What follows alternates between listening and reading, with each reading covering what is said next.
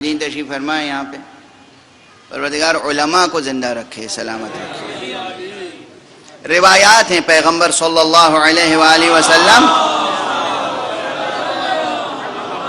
اور اہل بیت پیغمبر سے ہونے والے ائمہ اطہار، ائمہ ہدا، حجج الہیہ کی سے روایتیں ہیں، اور بہت سی روایتیں، سینکڑوں روایتیں ہیں. ان کا خلاصہ مضمون عرض کر رہا ہوں. خلاصہ مضمون یہ ہے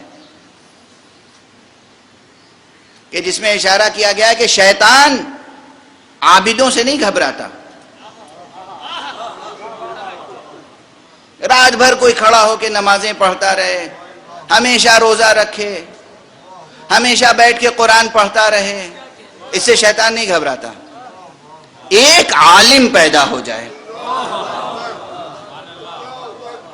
اس سے شیطان گھبراتا ہے، پریشان ہوتا ہے. کیوں؟ جو بغیر علم، بغیر معرفت بندگی کر رہا ہے، اس کو گمراہ کرنا آسان ہے. جو علم و معرفت رکھتا ہے اسے گمراہ کرنا مشکل ہے. اس لیے علماء سے شیطان گھبراتا ہے. یہ مضمون ہے معصوم کے کلام کا. کافی پڑھیے، توحید صدوق پڑھیے، من لا يحضرہ الفقیہ پڑھیے، بحار پڑھیے، یہ جتنی حدیث کی بڑی بڑی کتابیں ہیں پڑھیے. میں اس مجمع سے خطاب کر رہا ہوں. جو علماء، فقہاء اور مجتہدین سے بیزاری کا اظہار کرتے ہیں، معصوم کا کلام ہے، علماء سے شیطان گھبراتا ہے.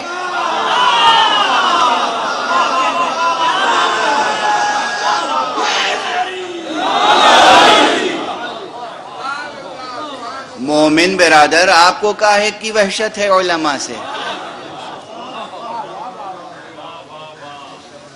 یہ بھی ایک سازش کا حصہ ہے. مکتب اہل بیت میں چونکہ ایک خاص تہذیب چلی آ رہی ہے، ایک تہذیب چلی آ رہی ہے. رسول اللہ صلی اللہ علیہ وسلم جب تھے،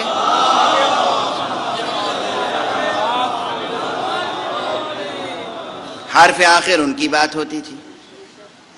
وہ تشریف فرما نہیں ہوئے جب دنیا میں، تو امام وقت حرف آخر ان کی بات ہوتی تھی. امام ظاہر نہیں ہے اس وقت، اب حرف آخر کس کی بات ہوگی؟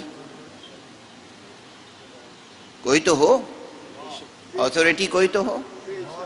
تو اب ظاہر ہے کہ خود معصومین نے بتایا کہ جو ہماری روایتیں نقل کرنے والے ہیں، جو ہماری باتیں تم تک پہنچانے والے ہیں، وہ ہماری طرف سے تم پر حجت ہیں. یہ کس پائے کے ہوں؟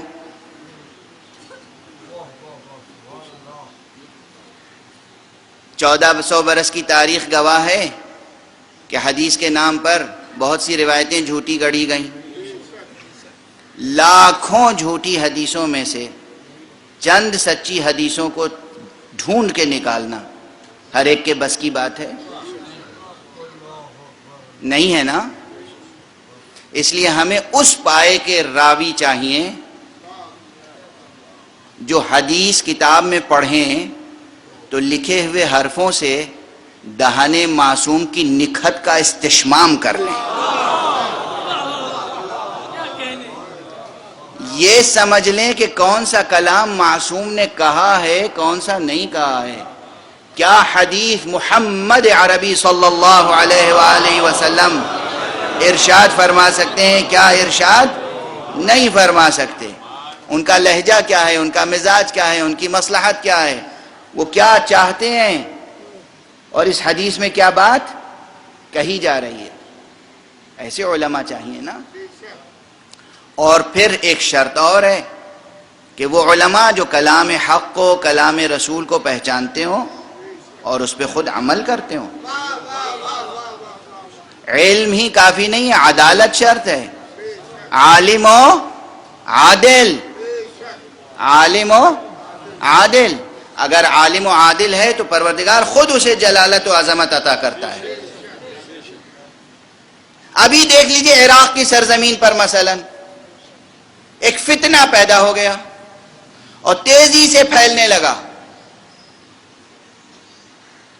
اس وقت وہی اصولی، وہی مجتہد، وہی فقیہ، وہی مرجع تقلید جس کا نام علی حسینی سیستانی ہے، ایک مختصر سا بیان دے دیا کہ عراق میں رہنے والے تمام مسلمانوں پر جہاد کفائی ہے۔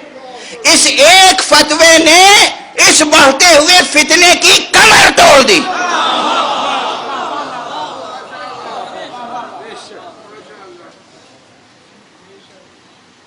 ایک فتوے نے، ورنہ خدا نخواستہ اب تک بغداد، سقوط بغداد ہو چکا ہوتا، اب تک یہ جو فتنہ سر اٹھا رہا ہے یہ کربلا اور نجف تک پہنچ چکا ہوتا، مگر نہیں پہنچ پایا تو کس کی طاقت ہے؟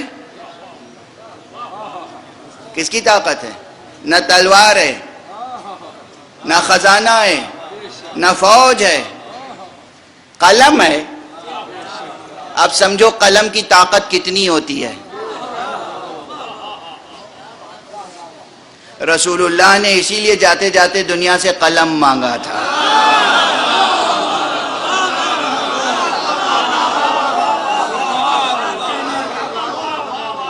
قلم کی طاقت